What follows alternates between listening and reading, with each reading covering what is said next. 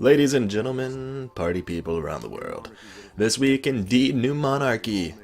Of all people. This guy, with his very, very stupid hat. I mean, this hat, bro. You gotta do something. Use that sword, cut the ears off that hat. You look ridiculous. You look like you work in Jack in the Box, but there's curtains on the backside of your Jack in the Box hat. It's too much for me. The sword was pretty nice, had some decent stats, it looks cool, like a Prince of Persia type thing. I also really like the older sister, you know what I'm saying? The hand cannon older sister looked alright. I thought it was, it's pretty interesting. It feels good when it fires it. The stats don't look super impressive, much like the sword, but, get them in your hands. And the older sister's quite nice, if you know what I'm saying. I'm saying the older sister's sword is quite nice when used. So, I mean hand cannon. I'm sorry, sword. Psh. Anyways, so this week, of course, we have the reset today, and the Flashpoint is on Titan. No, not like Flashpoint Hunter, Flashpoint Warlock. I'm talking about the planet Titan. I know there's at least 3 of you nerds who truly believed there was a flashpoint on your Titan, and you were trying to find it around the helmet region, but you couldn't, because it wasn't there. That's why I'm clarifying. The planet, not the character. Okay, moving off past that dead and incredibly lame joke. The Nightfall. It is going to be Savathun's song. I would like to know what her song was, precisely, verbatim. I would like to know the pitch, and which note it is sung in. I personally think it was a C-sharp type of song, and it just wasn't very good. It's probably why she was never signed to any major label that I know of within the Hive world. Furthermore, I'm not sure what they're even called in Destiny 2, but it's momentum and time warp anomalies. Those are the two thingamajiggers. The 2 dilly whoppers that will be in effect during that Nightfall. So yeah, we need some diversity up in this house. I'm all about diversity. You know, that's a big thing in America and in the world right now. Like, you're not diverse, you're not a diverse person. So I think Bungie needs to take heed of that and give us more than just these 2 public events and these 2 Nightfalls and just strikes in general. You know what I'm talking about?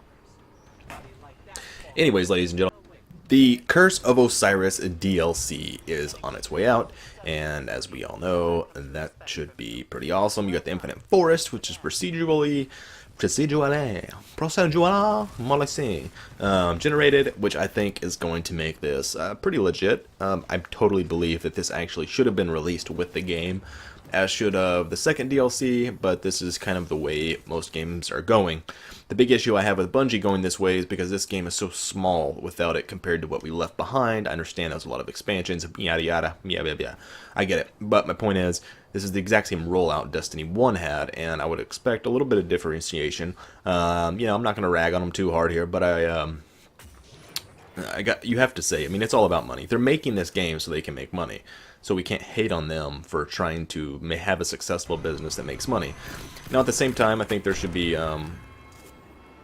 some morals and integrity within that scenario, and I don't think Bungie is completely devoid of them.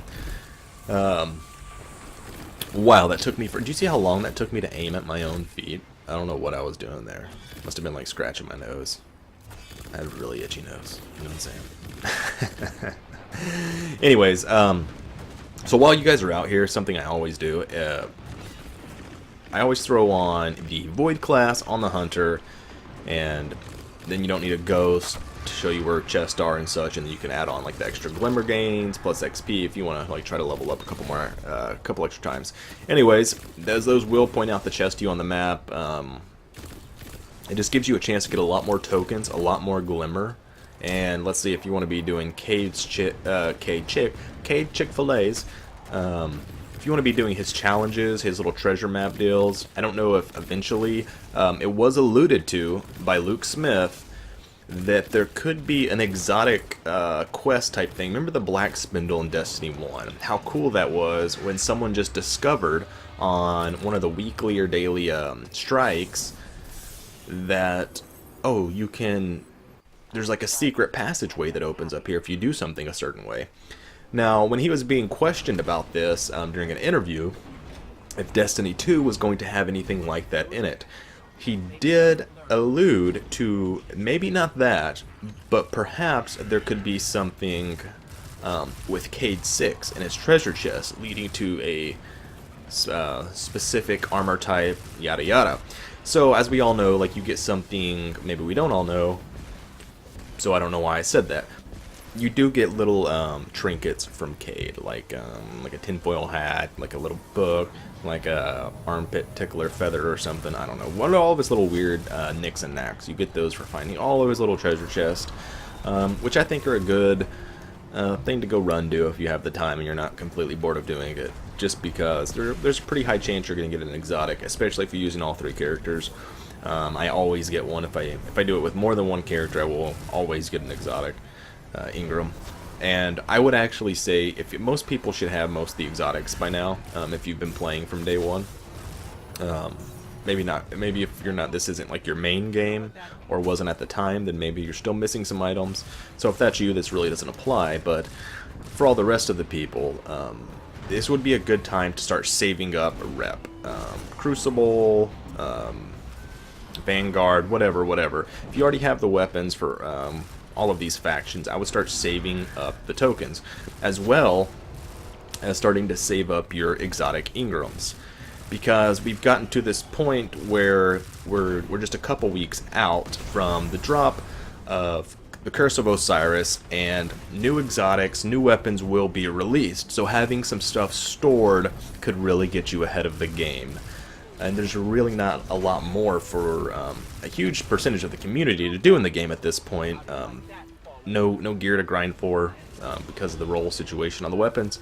But that does give you a good opportunity right now to kind of get ahead for it for Destiny 2, so you can get that exotic on day 1, or whatever it is you're trying to accomplish. Anyways, guys, I will see y'all later on. Peace. Love y'all.